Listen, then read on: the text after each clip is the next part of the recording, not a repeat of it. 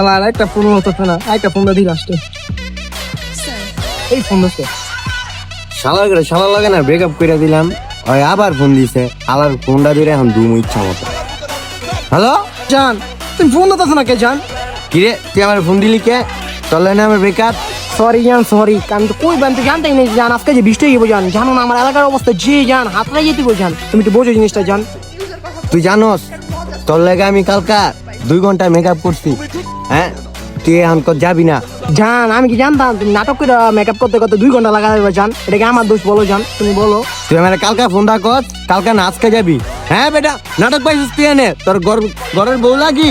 হ্যাঁ নাটক করলে আমার। দেখ মাথার ওগুলো গরম করিস না, তোর ব্যাপার এমন কথা আজকে এমন তোর ঘুরাই মুড়ে দিন। দেখ মাথার পুরো গরম হয়ে যাচ্ছে। তুই যে গার্লফ্রেন্ডের জায়গায় থাক, বউয়ের বাপলি তাই ইচ্ছা করলাম।